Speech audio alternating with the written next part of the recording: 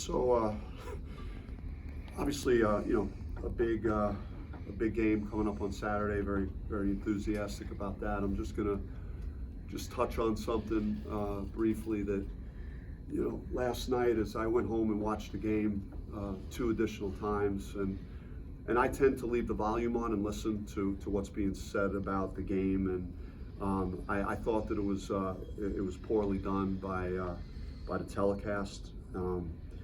There were a lot of sheer negativity being said about the game, and I think 2 teams that were competing very hard.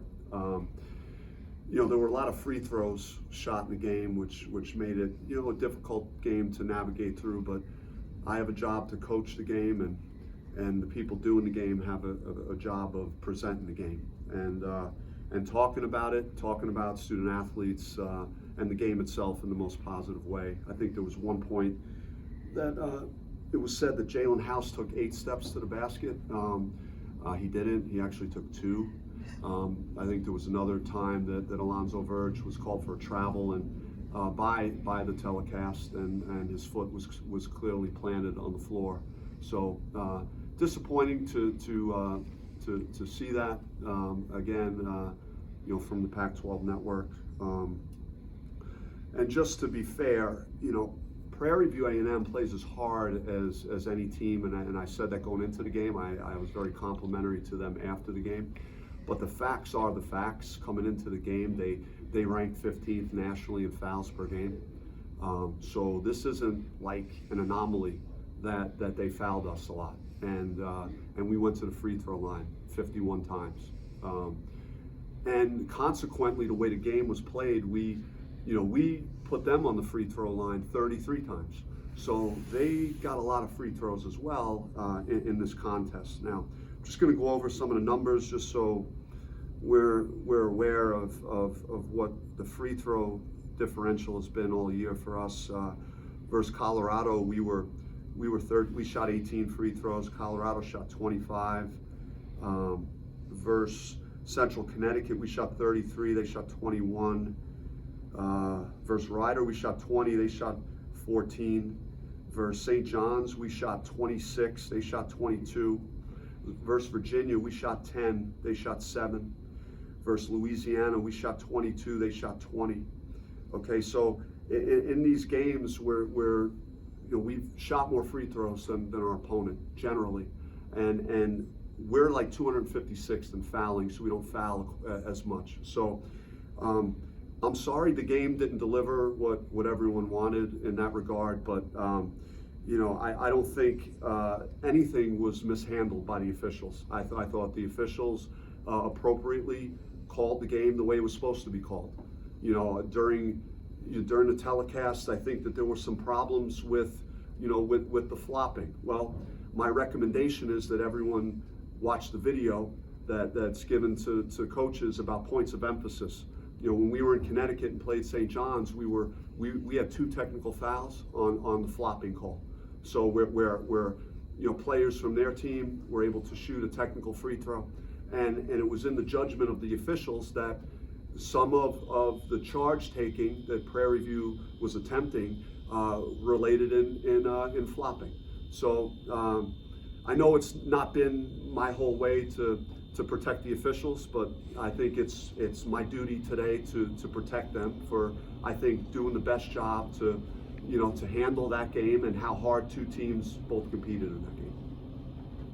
Do you normally watch the games twice again? Do I? Yeah.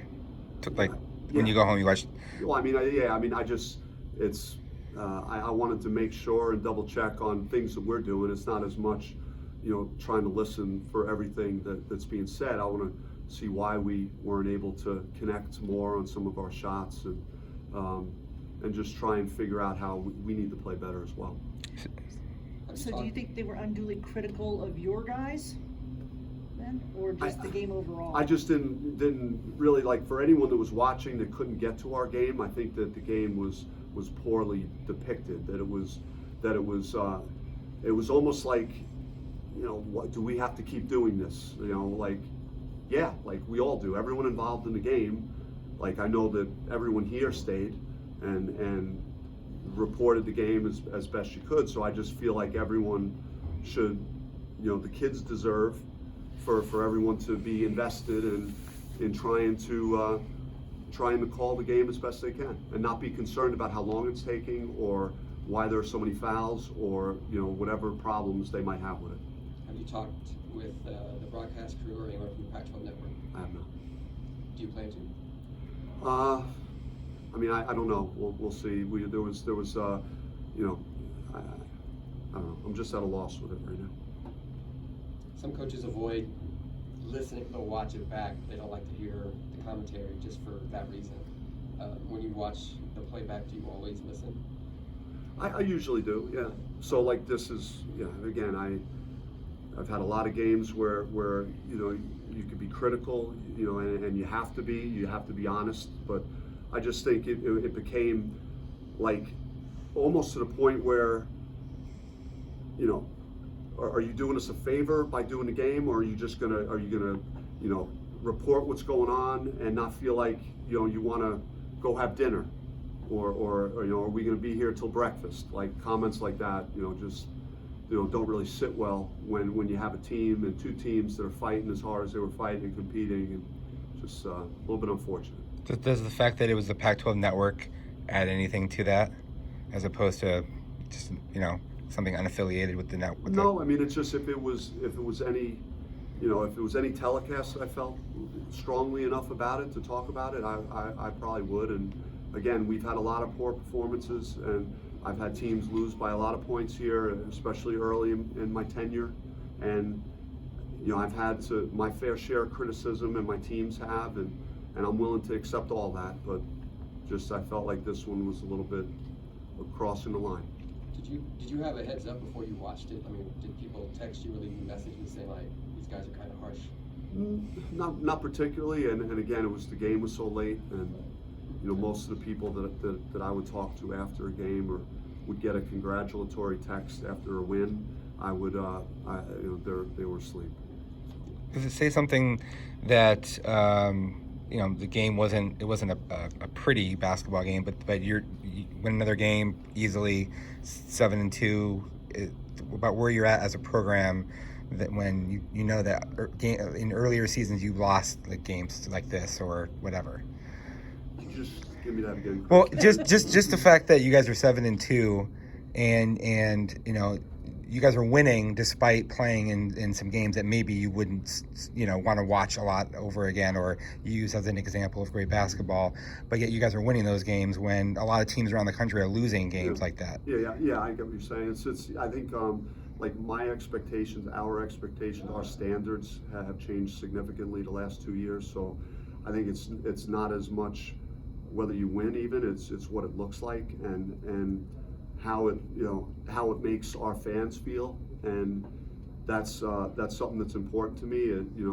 That wall going down 2 years ago, I want to see, I want there to be a reason why it went down, and I don't want us to give anyone a reason not to want to be there. And it's my strongest hope that because Arizona State means a lot to me. Those games that we won that 2 years ago, where we took that season, again building on that last year again and climbing the ladder in the conference.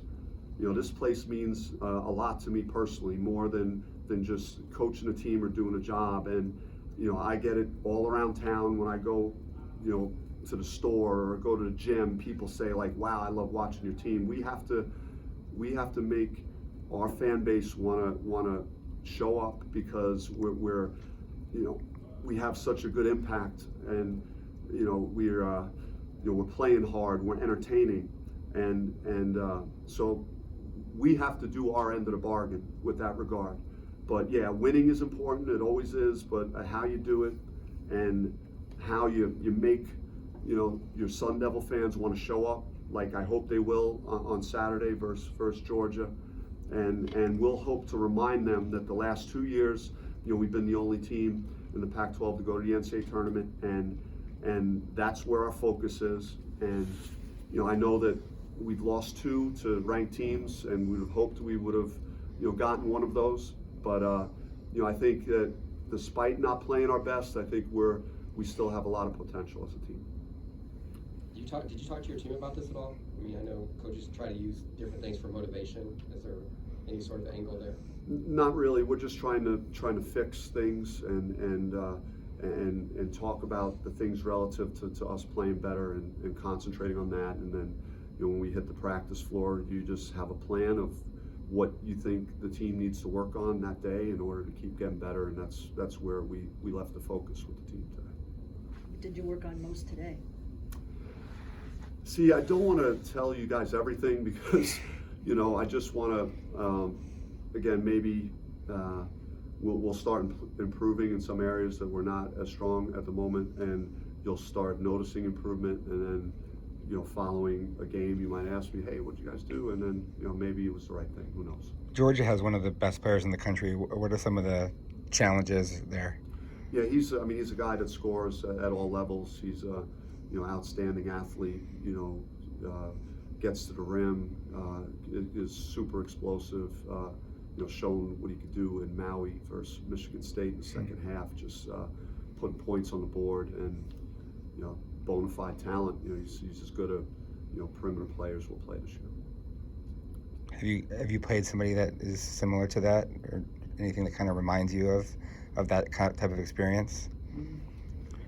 I mean, I don't know. I just think of, our last two games really, like the kid Russell versus Louisiana got it going on us in the second half, and the kid too in our last game really was a handful to stop, going off the bounce and shooting the three. So, just in recent memory, if we're not going to, have a lot of attention towards that guy, then he's going to give us a problem.